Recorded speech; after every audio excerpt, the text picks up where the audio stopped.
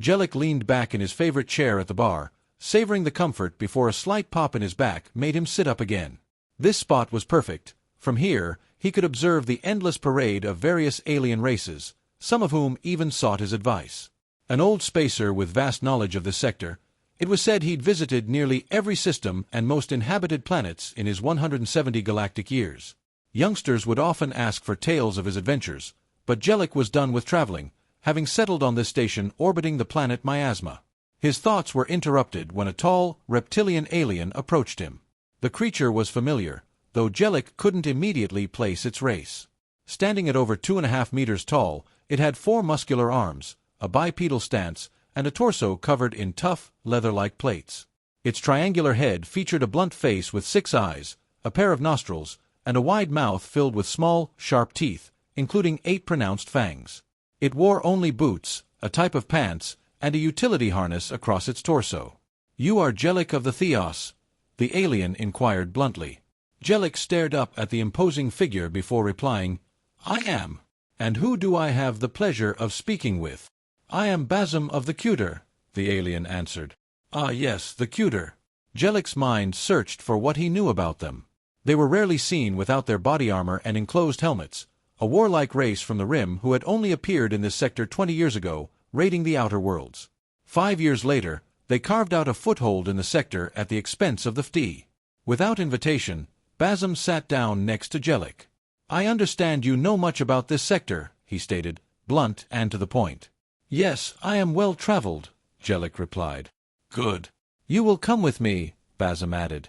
Taken aback, Gelic asked, "Why in the hell would I do that?" "To meet my superiors." "You will be well compensated," Basm said. Getting paid does change things, Gelic thought. "And how far would I have to go?" he asked. "Compartment 10, Level 1, Basm replied promptly. So they were on the station and in first-class quarters, Gelic noted. "Lead on."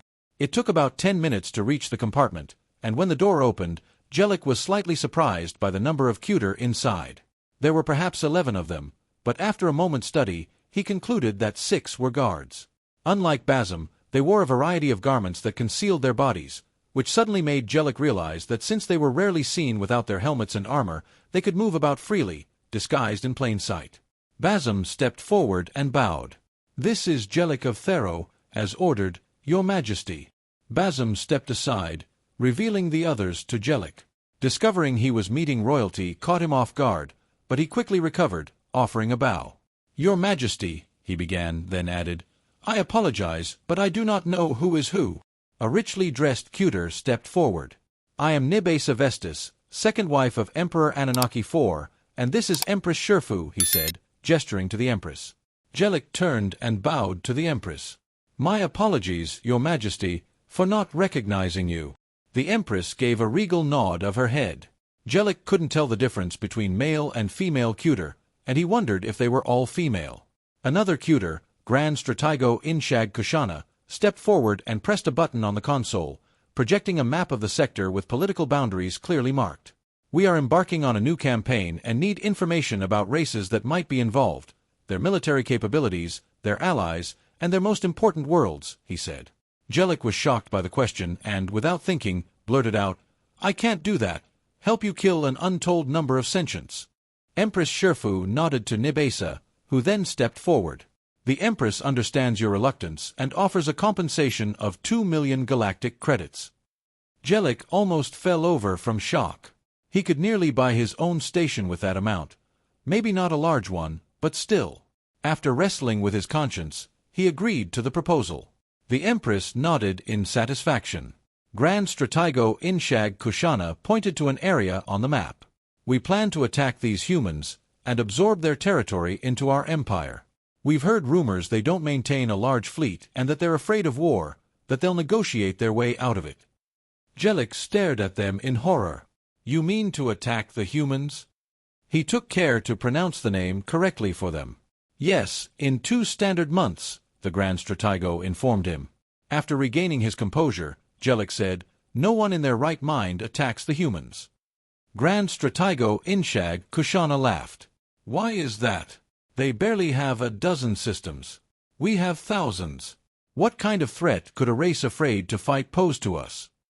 Ask the Terrians, Gelic muttered to himself, not intending for the Kudre to hear, but their hearing was better than he knew. Who are these Terrians? How can we contact them? Kushana asked.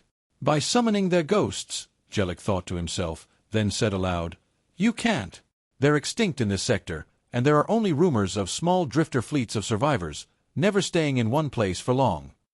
So they beat some minor power, probably only a few planets, and we're supposed to be afraid of them? Kushana scoffed.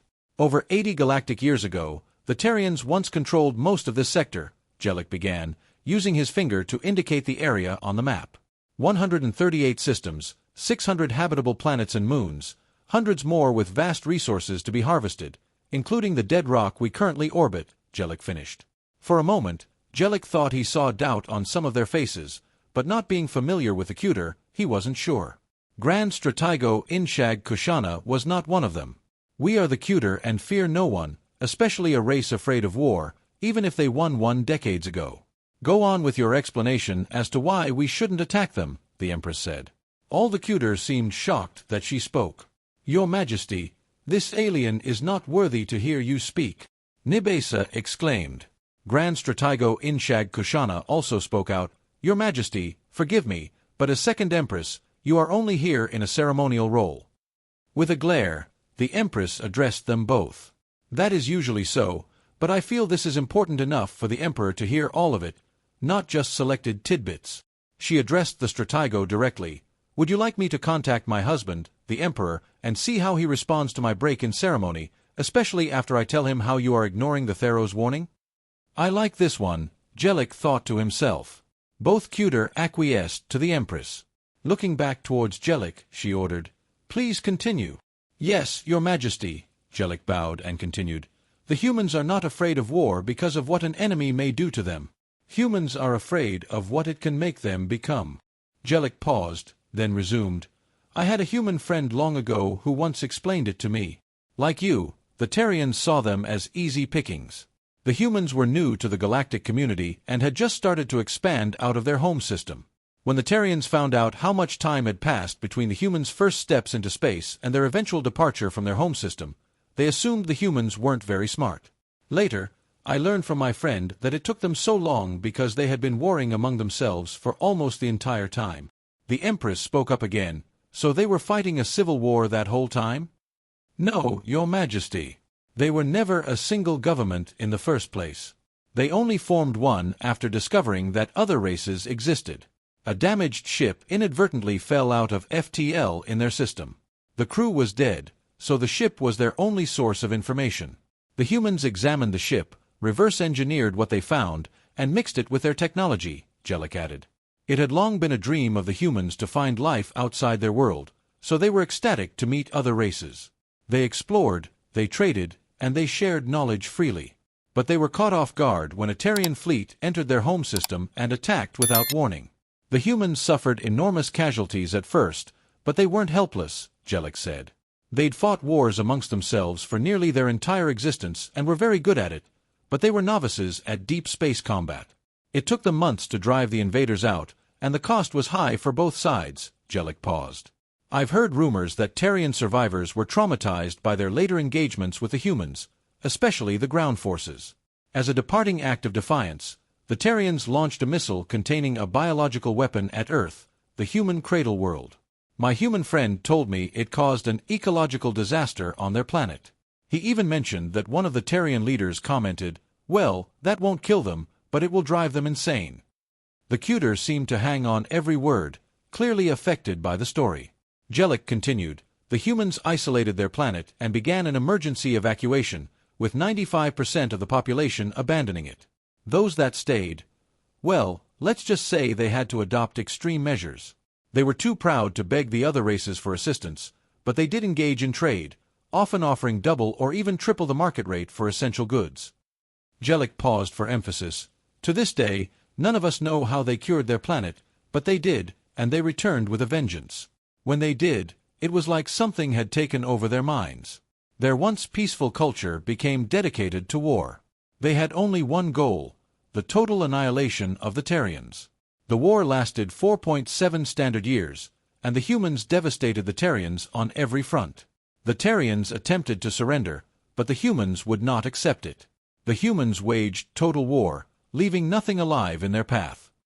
The Kudre's reaction was visible now, but Gelic continued. Even when the Terrians attempted to flee, the humans pursued them relentlessly, exterminating them without mercy. The humans made sure the last Terrian planet they encountered was obliterated, along with any Terrian remnants. The humans had achieved their goal. No Terrian was left alive. Silence filled the room as the Kudre took in Gelic's story. Empress Sherfu finally spoke. "And you say the humans have now returned to their peaceful ways?" "Yes, Your Majesty, but remember this. Their fear of war is not out of weakness, but rather the fear of awakening the darkness within them once again," Gelic concluded. With a nod of understanding, Empress Sherfu addressed the Kudre present. "We must reconsider our plans. It is not a sign of weakness to avoid awakening a force that could lead to our own destruction. Grand Stratego, let us explore other avenues of expansion and leave the humans in peace." And with that, the room's tension dissipated as the Kudre, including Basm, slowly filed out. Gelic sat in the silence, grateful that he might have just averted another devastating war. Thanks for watching. Subscribe for more stories.